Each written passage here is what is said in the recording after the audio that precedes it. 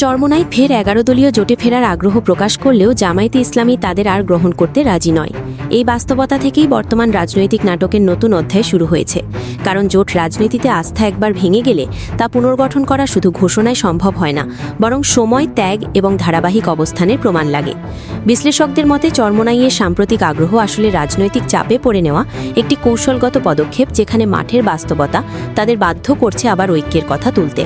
কিন্তু সমস্যাটি হলো, আগের সিদ্ধান্তে যে বিশ্বাসঘাতকতার অভিযোগ উঠেছিল তা এখনও তৃণমূল থেকে কেন্দ্রীয় নেতৃত্ব পর্যন্ত গভীরভাবে রয়ে গেছে।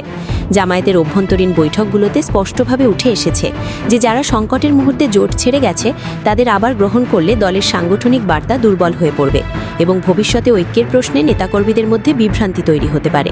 এই অবস্থানে জামায়াত নিজেদের দীর্ঘমেয়াদী কৌশলকে প্রাধান্য দিচ্ছে, যেখানে তাৎক্ষণিক সংখ্যা বা সুবিধার চেয়ে নীতিগত অবস্থানকে বেশি গুরুত্ব দেওয়া হচ্ছে।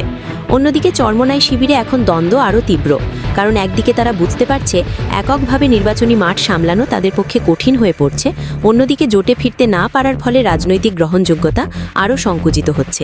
ফলে তাদের নেতাকর্মীদের মধ্যে প্রশ্ন উঠছে যে নেতৃত্বের আগের সিদ্ধান্তগুলো আদৌ বাস্তবতা বিবেচনায় নেওয়া হয়েছিল কিনা। রাজনৈতিক পর্যবেক্ষকরা বলছেন এটি মূলত আত্মসমালোচনার ঘাটতির ফল, যেখানে সময় মতো ভুল স্বীকার না করায় পরিস্থিতি হাতের বাইরে চলে গেছে। একই সঙ্গে জামায়াতে ইসলামী নতুনভাবে যুক্ত হওয়া নেতাকর্মীদের মাধ্যমে মাঠের শক্তি পুনর্গঠন করছে এবং সেই শক্তি তাদেরকে সিদ্ধান্তে আরও দৃঢ় করছে যে তারা আর অনিশ্চিত অংশীদারিত্বে ফিরবে না। এই প্রেক্ষাপটে ১১ দলীয় জোটের ভেতরেও একটি বার্তা যাচ্ছে যে ঐক্য মানে শুধু নির্বাচনের আগে সমঝোতা নয়, বরং দীর্ঘদিনের আস্থা ও ধারাবাহিকতা। চরমোনাইয়ের ফিরে আসার আকাঙ্ক্ষা সেই ধারাবাহিকতার অভাবকেই চোখে আঙুল দিয়ে দেখাচ্ছে, কারণ রাজনীতিতে কেউ যখন বারবার অবস্থান বদলায় তখন তার বিশ্বাসযোগ্যতা ক্ষয় যায় এবং সেই শূন্যতা পূরণ করা কঠিন হয়ে পড়ে। ফলে এখন যে দৃশ্যপট তৈরি হয়েছে তাতে জামায়াতের অনড় অবস্থান শুধু একটি দলীয় সিদ্ধান্ত নয়, বরং পুরো ইসলামপন্থী রাজনীতির ভেতরে নীতিগত লাইন টেনে দেওয়ার ইঙ্গিত হিসেবেও দেখা হচ্ছে। সামনে সময় যত এগোবে ততই এই সিদ্ধান্তের প্রভাব আরও স্পষ্ট হবে এবং তখন বোঝা যাবে চরমোনাইয়ের ফিরে আসার চেষ্টা ছিল বাস্তবতা থেকে শেখা কোনো শিক্ষা, নাকি শুধুই রাজনৈতিক টিকে থাকার মরিয়া প্রচেষ্টা। এই দ্বিতীয় ধাপে এসে স্পষ্ট হয়ে ওঠে যে চরমোনাইয়ের পুনরায় জোটে ফেরার আগ্রহ আসলে রাজনৈতিক বাস্তবতার কঠিন দেয়ালে ধাক্কা খেয়েই সামনে এসেছে। কারণ মাঠ পর্যায়ে প্রার্থী দেওয়া, কর্মী ধরে রাখা এবং সাংগঠনিক শৃঙ্খলা বজায় রাখা, এই তিনটি চ্যালেঞ্জ একসাথে সামলাতে গিয়ে তারা বুঝতে পারছে আগের সিদ্ধান্ত কতটা ব্যয়বহুল হয়ে দাঁড়িয়েছে।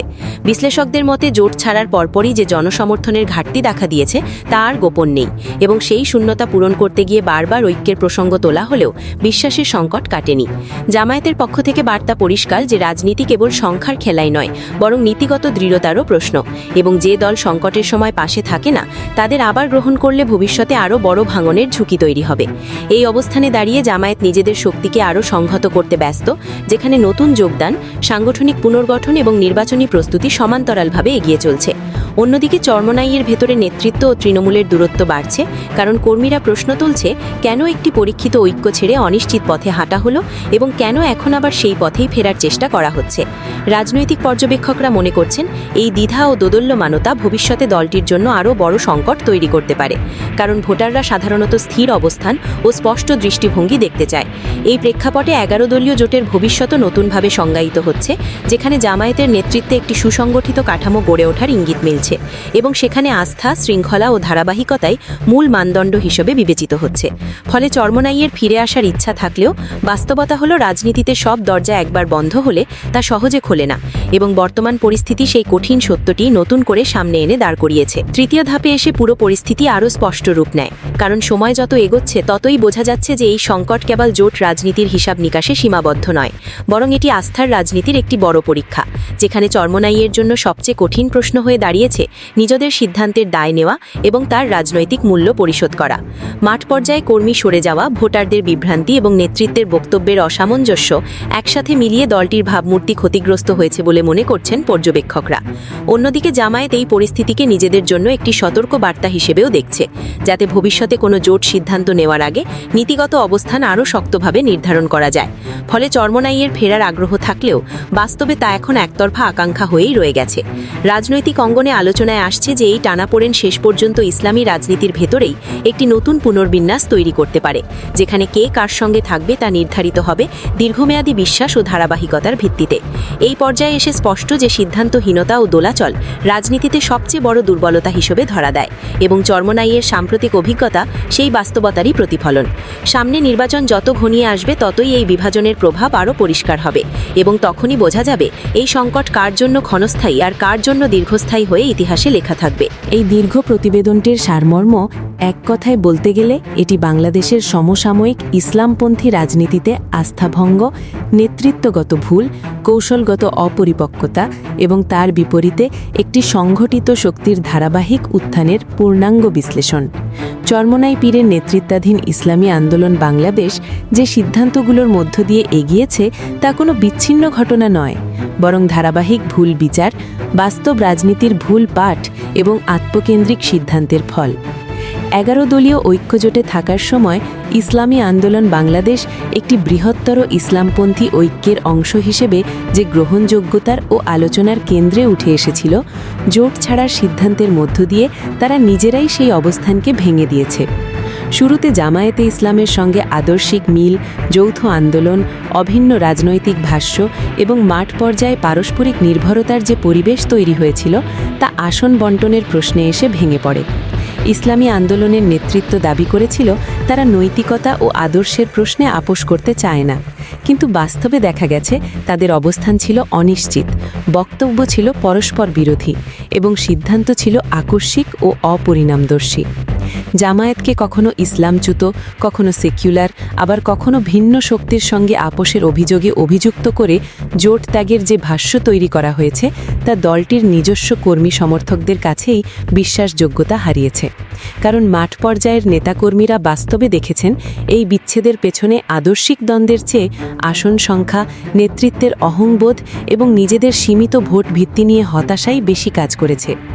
বিভিন্ন জরিপে ইসলামী আন্দোলনের ভোট সমর্থন প্রায় শূন্যের কোঠায় দেখার পর নেতৃত্ব যে মানসিক আঘাত বা আত্মসম্মানজনিত সংকটে পড়েছে, সেই নার্সিসিস্টিক ইনজুরি থেকেই তারা হঠাৎ করে নিজেদের আলাদা ও বড় শক্তি হিসেবে প্রমাণ করার চেষ্টা করেছে, যার বাস্তব ভিত্তি ছিল দুর্বল। প্রতিবেদনে স্পষ্ট হয়েছে 268 বা তারও বেশি আসনে প্রার্থী দেওয়ার ঘোষণা শুনতে বড় মনে হলেও সাংগঠনিক শক্তি, অর্থনৈতিক সক্ষমতা ও জনসমর্থনের বাস্তবতায় এটি ছিল এক ধরনের আত্মপ্রবঞ্চনা। এই সিদ্ধান্তের ফলেই দলটির ভেতরে তীব্র ভাঙন শুরু হয়। তৃণমূল পর্যায়ের অসংখ্য নেতাকর্মী প্রকাশ্যে ক্ষোভ জানায়। তারা বলে যে ইসলামপন্থী রাজনীতির স্বার্থে ঐক্যই ছিল সবচেয়ে জরুরি, কিন্তু চরমোনাই নেতৃত্ব সেই ঐক্যের পথ পরিত্যাগ করেছে।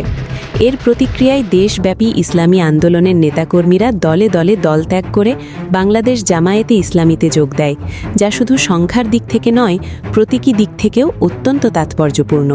কারণ এটি প্রমাণ করে যে মাঠ পর্যায়ের কর্মীরা নেতৃত্বের বক্তব্যের চেয়ে বাস্তব রাজনৈতিক শক্তি ও সংগঠনের ওপর বেশি আস্থা রাখে।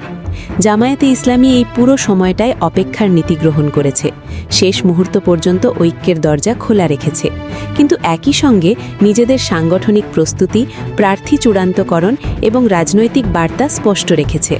ফলে চরমোনাই যখন এককভাবে নির্বাচনের পথে হিমশিম খাচ্ছে, প্রার্থী দিতে গিয়ে সংকটে পড়ছে এবং সমর্থন হারাচ্ছে, তখন জামায়াতের অবস্থান আরও সুসংহত হয়েছে।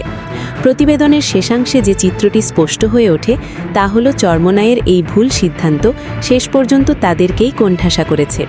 হাজার হাজার নেতাকর্মীর দলত্যাগ, সাংগঠনিক দুর্বলতা এবং জনসমর্থনের অভাব তাদের বাধ্য করেছে নিজেদের অবস্থান পুনর্বিবেচনা করতে।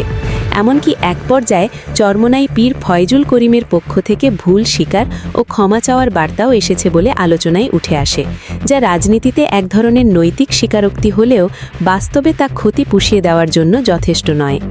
জামায়াতের দৃষ্টিকোণ থেকে দেখা গেলে এই পুরো প্রক্রিয়া তাদের জন্য এক ধরনের রাজনৈতিক যাচাইয়ের সময় ছিল, যেখানে তারা প্রমাণ করেছে যে দীর্ঘদিনের নির্যাতন, নিষেধাজ্ঞা ও চাপের পরও তারা সাংগঠনিকভাবে টিকে আছে এবং বরং আরও শক্তিশালী হয়েছে। চরমোনাই ফের জোটে ফিরতে আগ্রহী হলেও জামায়াতের পক্ষ থেকে অনাগ্রহ দেখানোর পেছনেও এই বাস্তবতাই কাজ করছে। একবার বিশ্বাসভঙ্গ হলে রাজনৈতিক আস্থার পুনর্গঠন সহজ নয়। সব মিলিয়ে এই প্রতিবেদনের সারমর্ম হল ইসলামপন্থী রাজনীতিতে আবেগ, হঠাৎ সিদ্ধান্ত ও ব্যক্তিকেন্দ্রিক অহংবোধ দীর্ঘমেয়াদে টিকে থাকার পথ নয়, বরং সুসংগঠিত কাঠামো, বাস্তবসম্মত কৌশল এবং কর্মীদের আস্থাই একটি রাজনৈতিক শক্তিকে জয়ের দ্বারপ্রান্তে নিয়ে যায়। চরমোনাইয়ের পতন আর জামায়াতের উত্থান এই সময়ের রাজনীতিতে সেই কঠিন বাস্তবতারই প্রতিফলন।